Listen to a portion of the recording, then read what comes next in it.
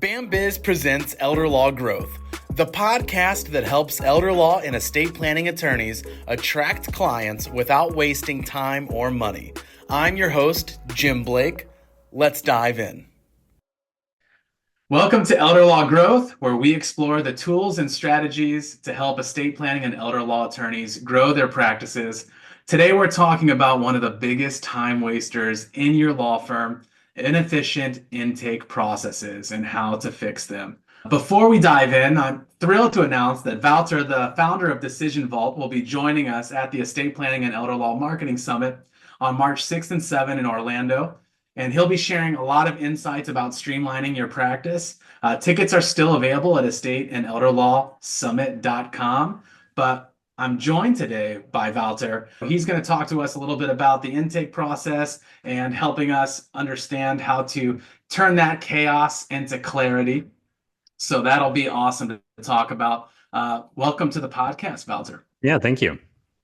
So I know you have a very inspiring story on what made all of this possible. And I know that a lot of the firms that we work with over at Bambiz utilize Decision Vault. Tell us how this journey began for you. Yeah, so my wife is an estate planning attorney, and in the beginning of 2020, one of her first clients really was a single person who wanted to nominate 37 beneficiaries as part of her estate plan. And obviously, hey, clients need to get the estate plan that they want.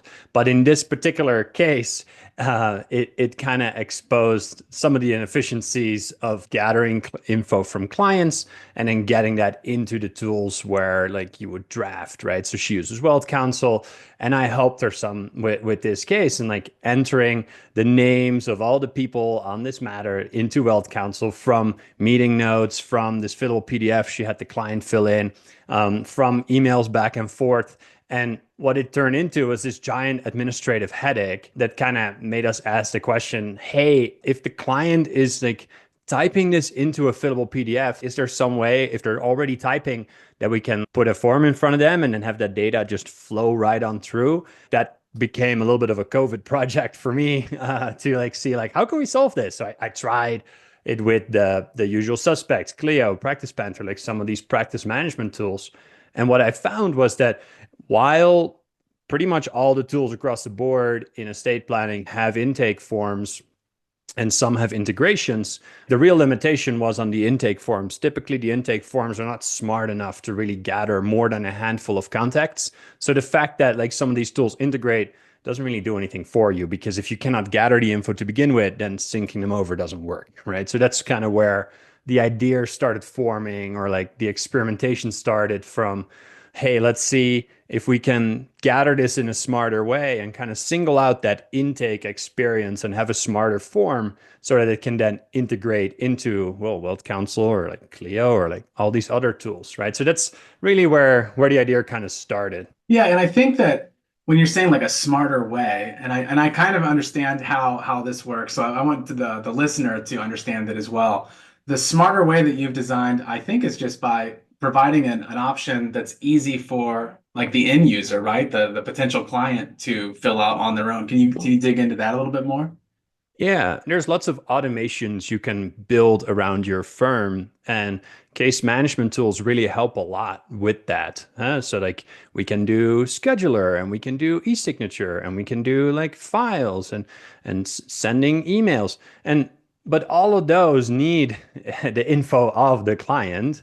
So typically, like the intake forms of a Clio or Lawmatics or whatever, or in my case, it's fine for that. Like you get the name, you get the email, and we can do an e-signature, and we can do I don't know, a birthday card, and that works. But the particular problem that an estate planner will run into is that like when you're building up that estate plan, those documents in a drafting platform or in a document automation tool like Gavel, then you need the whole family. We need like the parents and their children and maybe their grown children, and they have children of their own. So like it becomes like 15, 20 contacts. And that's one side of the intake puzzle, is like, how do I get the info on all these people? And then the other side is, how do we do like financial intake? Because like financial intake it's a big portion of the puzzle as well. Like, do these people have a taxable estate? Do they have houses in other states? Like, we need to know that up front.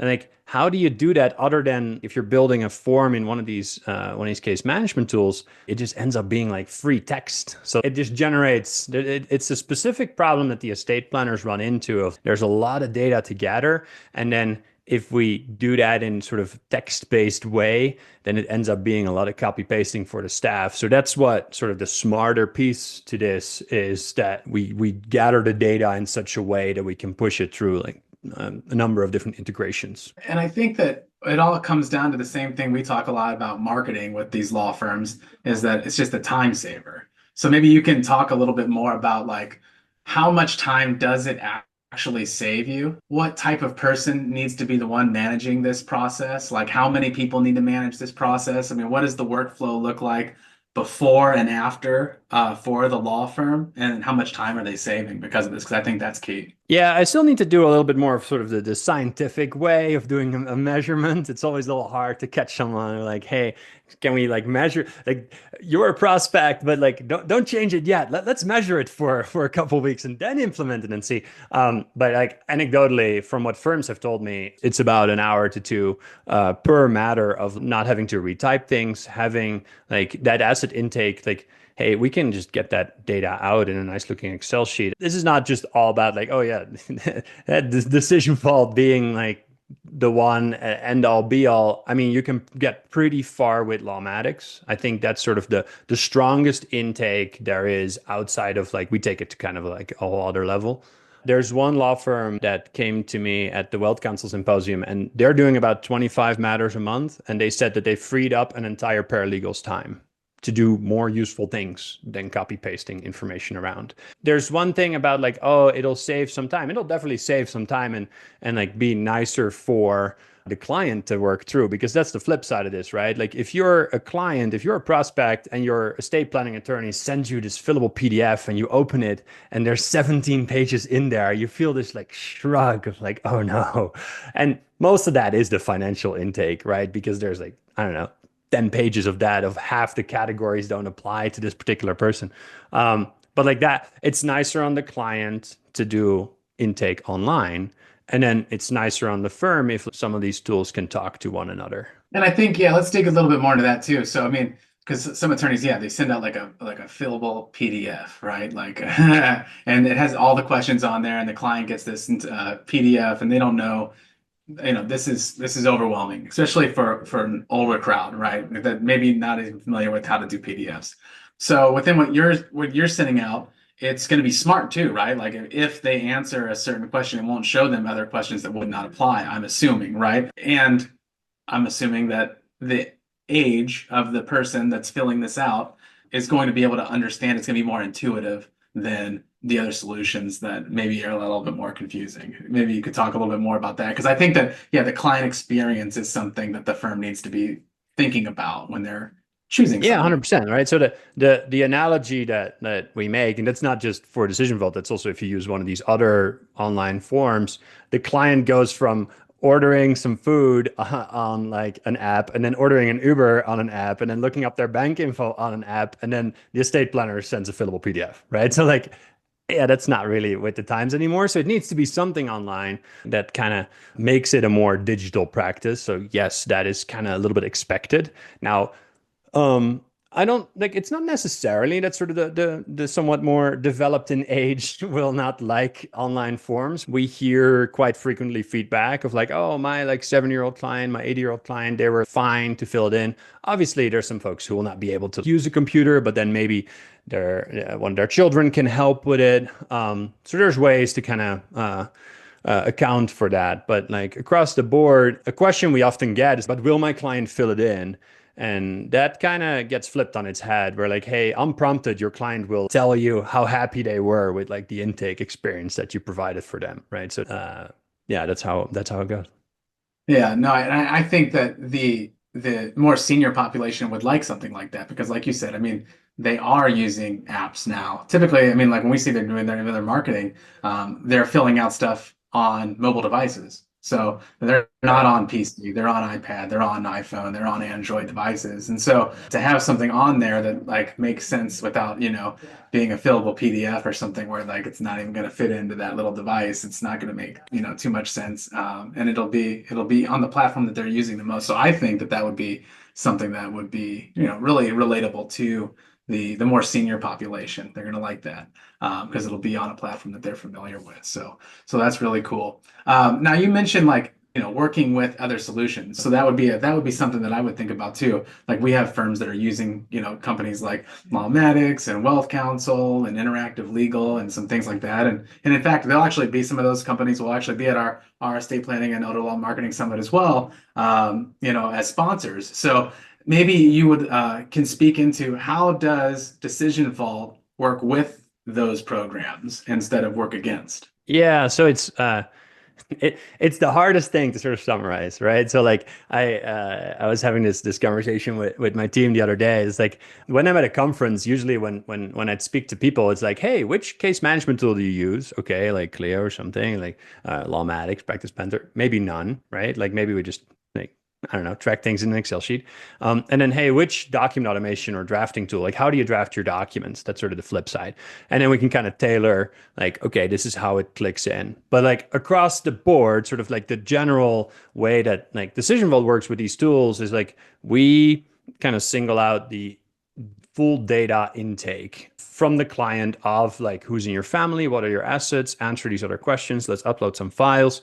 Like we do that. Probably it's still a good move to have some kind of lead capture up front, right? So like you have a form on your website or you have Lawmatics running your automations and marketing. And then there you capture, hey, the client's name, email, phone number. And there's some kind of interaction to kind of get a sense of like, who is this person and what do they want? Are they at the right place? Like, is this a qualified lead? And kind of beyond, like either that can be like a 10-minute phone call or some kind of email interaction. And then you would send them like a Decision Vault link and then they can fill that in. And then from Decision Vault, we can sync information to those other tools, right? So the most common denominator is all the contacts. Like all the contacts can go into Interactive Legal, they can go into Wealth Counsel, but then depending on the tool, we can sync more info. So like with Lawmatics and with Locus specifically, we found a way to kind of hook into their internal automation engine. So like when the client on a Saturday night pushes the submit button in the Decision Vault questionnaire, it can trigger automations in Lawmatics and Locus, right? So that's a very nice way to like, hey, we're emailing to keep the client reminded that go please fill in this Decision Vault questionnaire. And then once they do, we can stop reminding them, right? So it's a little bit, across the board, it's a little different, like which tools, some of our integrations are a little bit more capable than others. But the baseline is we can send all the contacts and then like go up from there. It's like, oh, the place that you start is basically what it Yes. is. It Yes. kind of filters through everything after that, which is really cool. And typically Awesome. that's a little bit what I kind of see sort of like three different levels for like a firm to start beginning to add automation to their practice, right? So oftentimes when we go to a conference like Hackerling, then where it's not specific to one tool like ClioCon or Wealth Counsel, like when it's Hackerling, it's like all sorts of estate planning attorneys have all sorts of different workflows. There we meet folks who say like, oh, how do you like, what's your case management tool? Like, oh yeah, we have this like internal thing like Practice Master or something running on our server. And like, how do you draft? Like, oh, WordPerfect templates. Like, okay, great. So like that firm, Decision Vault could help them, but we're not really the right tool for them to start with. That it would be better if they start automating some of their templates, either by getting a tool like Gavel or Hot Docs Advanced and kind of getting their templates automated. Because even if you draft with your own templates in Word or something, you're going to put the net client's name in 15 different places. So like, let's start automating those. And then probably you need something for case management to kind of get more structures on those. So that's sort of level one is like get a draft, like get your drafting automated. And level two might be get case management and start experimenting with these online forms. And then as the firm grows and the volume increases, like then it becomes time to maybe look at something like Decision Vault, because we can kind of really tie those things together. And we take it beyond just the intake piece. So like to kind of help the attorney and their staff run their meetings in a like repeatable way. Like we have a screen in the tool that you can build out your sort of meeting checklist. And that means that if you have 3 attorneys, we're all starting to do our meetings and capture our notes in a very similar way so that it's a common format for the drafting paralegals, right? So as the volume increases, that becomes important because otherwise you're all over the place with written notes again. Like we try to get out of the written notes. That's one of the things we preach over here is like, you want to operationalize as much of everything as you possibly can to make it as efficient and streamlined and duplicatable, as possible. Yeah, that's right. One thing I want to mention, because I hear it a lot, is you get people that are excited about something, but then they're overwhelmed about making changes. And so Yes. I don't know if you've ever heard of any firms that was likely to be like that before. They're like, this sounds all good, but yeah, I'm terrified of doing anything new actually, so I'm not going to do it right now. What would you say, or what would your advice be to firms that are, a little bit overwhelmed about making these changes? We see this a lot. It's actually a little easier to implement a tool like Decision Vault because we are more focused than it is to implement a tool like Clio or Lawmatics, because those, it's really like I have to learn this whole thing and it can do all these things. Decision Vault, like we focus on intake. We've spent some time a while ago to kind of focus on our first run experience and make it that, hey, you register an account. We give you a basic estate planning questionnaire, and that one has enough in it that you could literally register for a trial, take the link, and send it to a client, and it'll work. Like the client can fill in all their contacts, they can fill in their assets. It's probably a little thin on the extra questions you want to ask that client, but you can fill those in. That's okay. But in terms of getting started, yeah, we do intake, and we have I've seen thousands of intake forms at this time by now. So it's easy to kind of start an account, take that link, send it to 1 or 2 clients, and then you can kind of see what comes back, and you could already then sync it into Wealth Counsel or Interactive Legal. There's very little setup there. There's no like field mappings and all that. So in terms of getting started, we've made that pretty easy.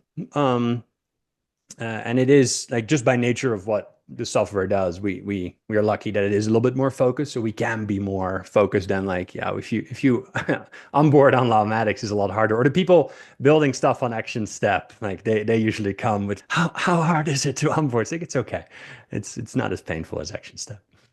No, I like, again, and I'll put this out there, and we have a lot of clients that use Decision Vault, and I've never heard one negative thing about Decision Vault. So that's one thing that I know our team over here at Bambiz, we love talking with you, and we love the team over at Decision Vault because it's only done things to help benefit the clients that we're working with all over the United States. So that's pretty sweet. And that's why we're super excited to have you join us at the Estate Planning and Elder Law Marketing Summit coming up. As we're recording this, it's only about a month away, which is crazy, on March 6th and 7th.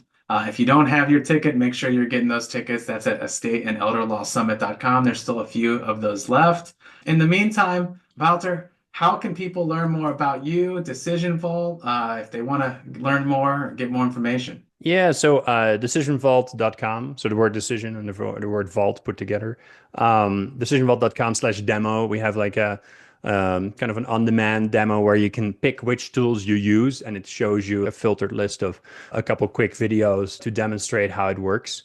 So the website will kind of illustrate a lot, and then we have a 14-day free trial that people can start to like check it out and kind of experience for themselves, like how does it look from the client's experience to fill this in, and how does it sync to any of these tools that we've mentioned so far and more. Very cool. And we'll add all that as well in the show notes. So if you have missed that, make sure you look in the show notes and you'll have the links there.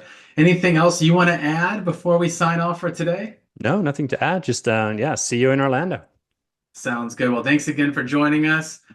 Thanks for listening to the Elder Law Growth Podcast, and we can't wait to talk to you again on the next episode. That's a wrap on another episode of the Elder Law Growth Podcast, your one-stop shop for all things marketing for elder law and estate planning law firms. Here you can find all of the tools and skills you need to market your own practice without wasting your time. If you like this podcast, please leave us a review wherever you're listening. And if you're ready to take the pressure off and let our team handle your marketing, visit bambiz.net and book a free call with us today.